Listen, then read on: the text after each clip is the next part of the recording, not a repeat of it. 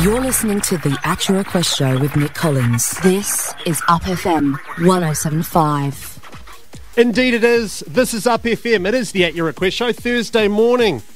Now on the telephone line, we are winging all the way from little old Auckland, NZ, to the UK. Rodi Style should be on the phone. Are you there, my man? Hi. How's your day going, mate? It's not bad. I just got home from Badminton a few minutes ago. It's about 11 o'clock in the evening right now. Excellent. Now I'm going to give the Up FM listeners out here a bit of a lowdown as to kind of who you are, what you're doing, and why you're making amazing waves in the harder styles, among many others. Now, Rodi Style is one of the most technical hard dance DJs in the world right now. His ability to layer, blend, warp, and scratch has seen him propelled onto the stages at UK festivals such as Global Gathering, Creamfields, and the legendary Tidy Weekenders in 2008. He picked up the award for Best New Face at the Hard Dance Awards, and for the past few years, Rodi Style has been committed to delivering high-quality hard dance music to the world via his two record labels, Kung Fu Wax and Tech Fu Recordings.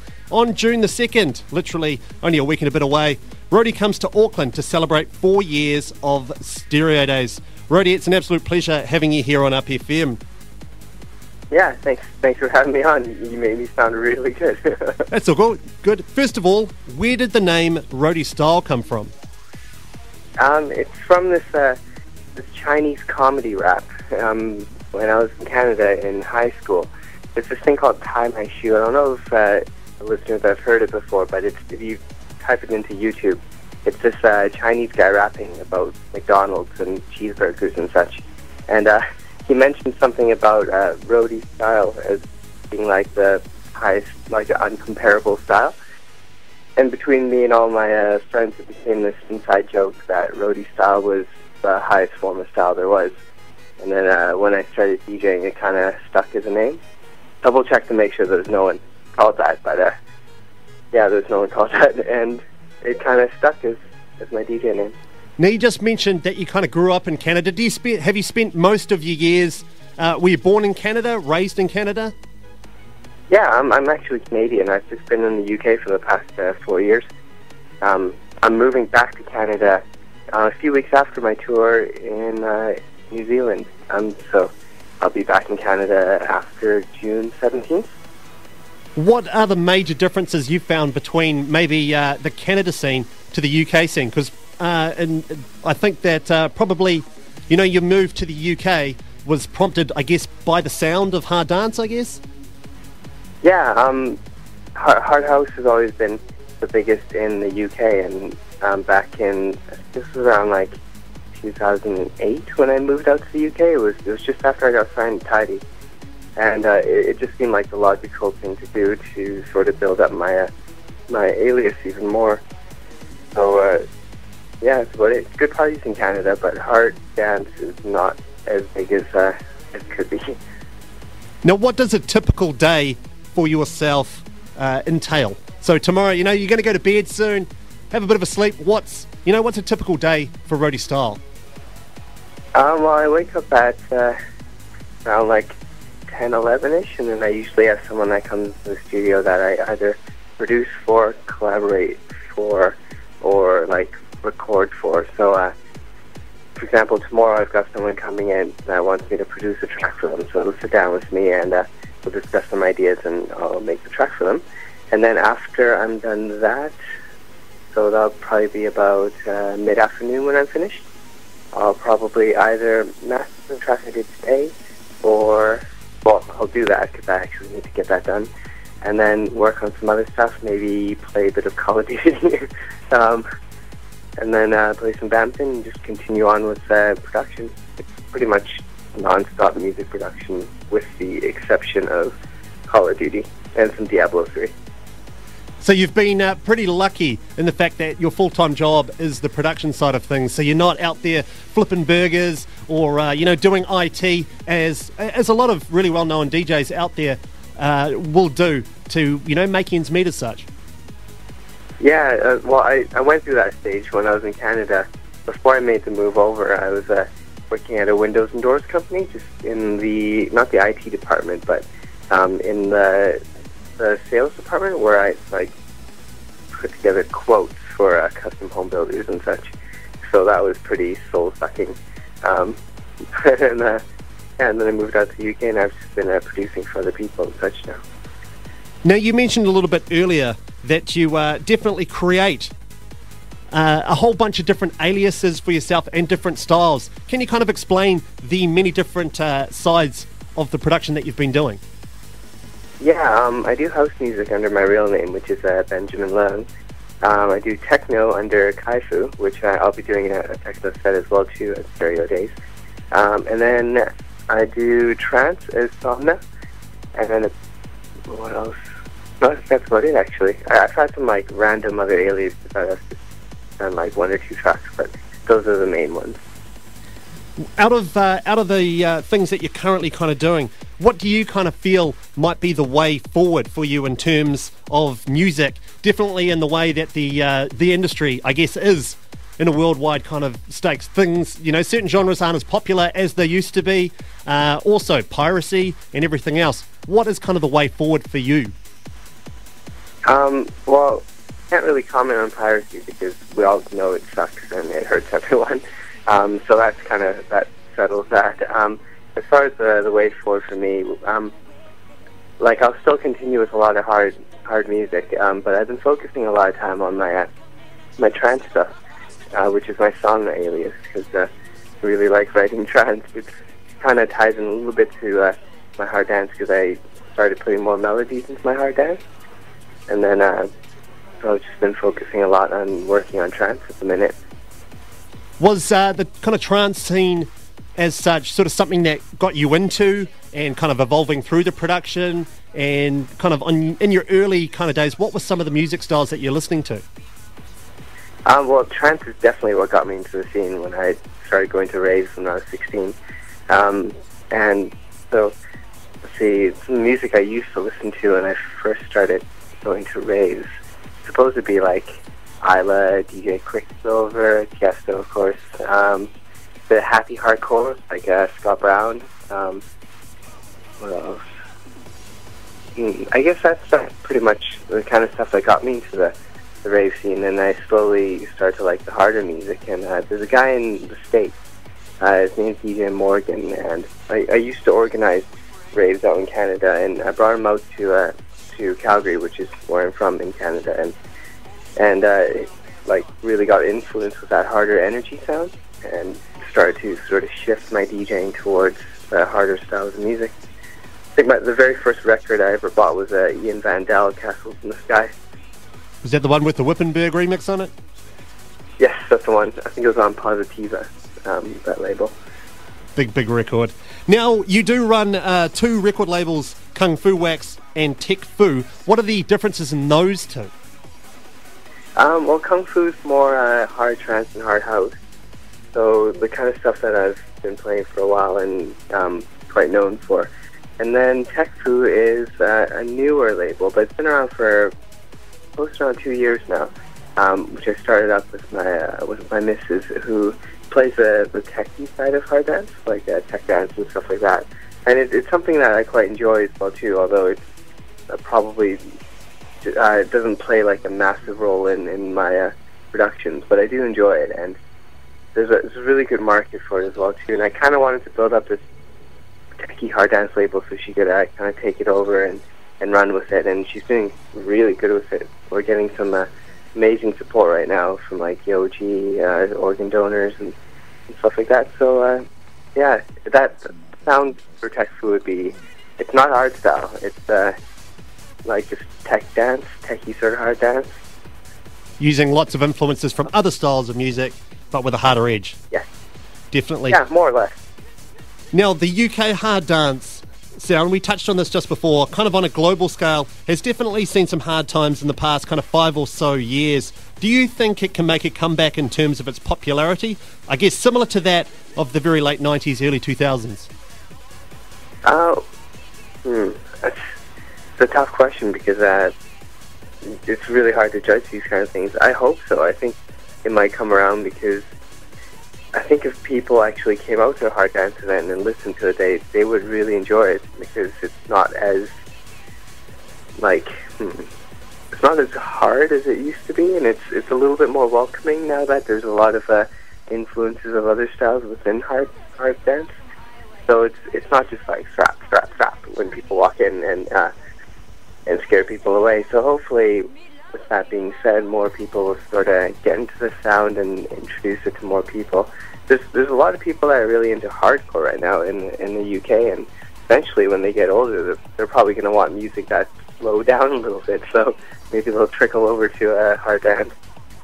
Go into that as well, just making it a little bit more accessible, and everyone will find a little piece of hard dance that they might enjoy as such.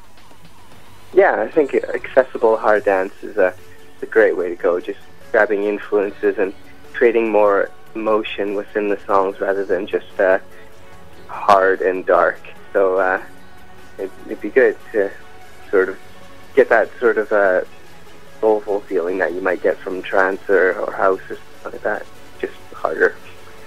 Now, literally in about a week's time, you are coming out here to help headline the Stereo Days' 4th birthday.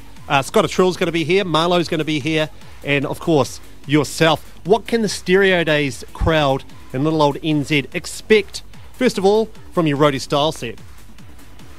Well, I've got a load of stuff that I've produced, and I guess that's probably what every headliner says when they're coming out to a place that they're going to play a lot of brand new stuff. But I'll be doing my live set, but about as live as it gets with Tractor. So it'll be running 4 decks on Tractor, as well as 2 additional CDJs for about a total of 6 decks. And then I'll be able to control it with MIDI controllers and basically make it a bit more interesting, I suppose. And I guess people can expect to hear some new stuff. And I'll try to touch on some of my old stuff as well, too, because I know some of it is always goes down well when I play it. People enjoy some classics here and there. Now, you just mentioned decks and CDJs. Are you talking turntables with Tractor? No, actually. What I do is I run Tractor, and I run it in internal mode. So that runs into the DJ mixer on a separate channel, and it allows me to use the 4 decks within there, and they're all synced. And then I'll use an additional 2 CDJs that aren't hooked up to Tractor. One for scratching, one for sampling, and using it for other purposes. So in total, I'll have I can play 6 tracks at once, which is probably not the best way to go because then it might get really messy. But it'll allow me to sort of layer stuff and create a bit more interesting sets and arrangements. Just being a little bit more than your average kind of guy that just plays one tune into the next kind of tune type thing. Really bringing the whole package. Yeah, I get quite bored if I just play one track to the other. I don't think I'd know what to do with myself if I'm just standing there and letting the track play out. But I'm not going to overdo it, so it just sounds like a mega mix of 2-second tracks or something like that. But I'll try to keep it interesting for everyone. And you're also going to be playing a set as Kai Fu as well, is that correct? Yes. Yeah. As well. What can the people expect in that particular set? Techno, I suppose. I play like tech house and techno under that alias, and I guess I suppose it depends on who's playing before me and after, because if they're playing something a bit tougher, I can't really drop it right down to some tech house. So, but I would say most likely techno, the kind of stuff you hear on like 1605 and some of my productions that I've done, which fit that sort of 1605 Italo business respect sort of category of techno. So it's sort of like your Umek and your funk investigation style. Yes, exactly. So I guess it's a little bit tougher, but it's very driving. Which is definitely a massive sound the world over. They've really kind of honed that one in and got a lot of fans doing that sort of sound as well. Now, I've got a quick question because you mentioned about the Rodi style being the ultimate kind of style. Are you a fan of Kung Fu movies at all? Yeah, of course. I'm Chinese, so I guess it's in my blood. I don't like Kung Fu. There's something wrong with me. What's your favorite Kung Fu movie? That's a really tough one. There's a movie called Yip Man. I guess in English it's IP Man. The actor's name is Donnie Young, I think it is. It's a really, really good film, and it's kind of like autobiography-ish, but not quite, and about a style of fighting called Wing Chun, and that's the guy that trained Bruce Lee. Yeah, so it's kind of like about Bruce Lee's teacher guy back in the day, and there's some crazy fight scenes. So there you have it. You heard it from the man himself. Go out and grab that one, watch it, and maybe you two can form your own Rodi Style as such, I guess. Yeah. Now, the Stereo Days 4th birthday extravaganza is going down on Saturday, June 2nd at 519, featuring the man Rodi Style, Scott Trill and Marlowe. Tickets are available right now from iticketexpress.co.nz, one-night.co.nz, and also Real Groovy as well. Now I'm going to play a bit of a track, one of my favourite tracks from yourself, Rodi Style there. Now it is part of, I think it was part of the Tidy Inspirations. And we've already kind of touched on this, that you're a big kind of trance fan. I'm going to play you Ben Stevens and Rodi Style for the listeners out there. I Can't Help Myself, which is a remake of the classic Lucid tune, I Can't Help Myself. What was the inspiration, obviously, Tidy Inspirations, behind this one?